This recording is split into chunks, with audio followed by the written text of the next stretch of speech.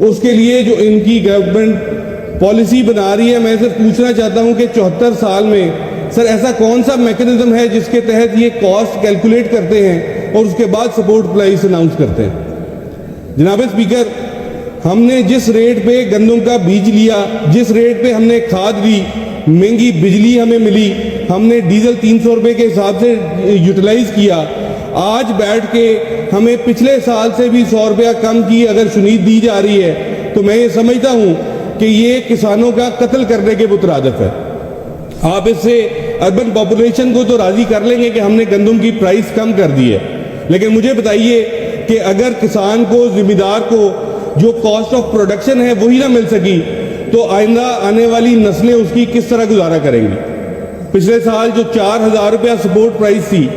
میں آپ کو اپنے ایمان سے اور کیلکولیشن کے ساتھ سمجھانا چاہتا ہوں کہ اگر وہی سپورٹ پرائس رہے تو میرے فیصل آباد میں ایوریج ییلڈ جو ہے وہ 45 منتھس پر ایکڑ ہے، اور اگر اس طریقے سے آپ اس کو ایویلیویٹ کریں گے، ہمارے خرچے کے بعد 6 مہینے کی محنت کے بعد ایک ذمہ دار کو 3900 روپیہ ایک ایکڑ میں سے بچے گا۔ پنجاب میں سروے کے مطابق لگ بھگ 3 ملین کسان ہیں سر جو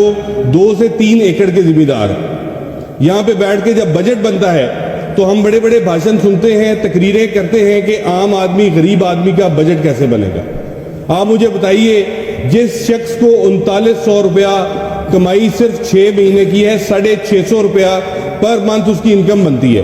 650 میں مجھے کوئی بجٹ بنا کے بتائے۔ یہ کسان، یہ ذمہ دار جو ہیں، یہ میں سمجھتا ہوں کہ وہ مجاہد ہیں جو اپنے آنے والی نسلوں کا مستقبل سوچے بغیر اس صوبہ پنجاب کی عوام کا خیال کر رہے ہیں، اور ہمیں بھی اس بجٹ میں تھوڑا سا خیال کرنا چاہیے، تھوڑی سی شرم آنی چاہیے کہ ہم ان مجاہدوں کے ہاتھ نہ کاٹیں، اور خدا نہ خواستہ اگر کاسٹ آف پروڈکشن نہ ملی تو میں آپ کے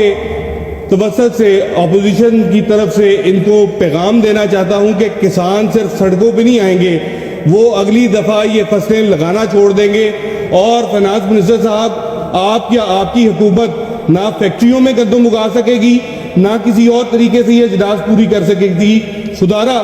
ہوش کے ناخن لیجئے اور کسانوں کا استحصال بند کیجئے۔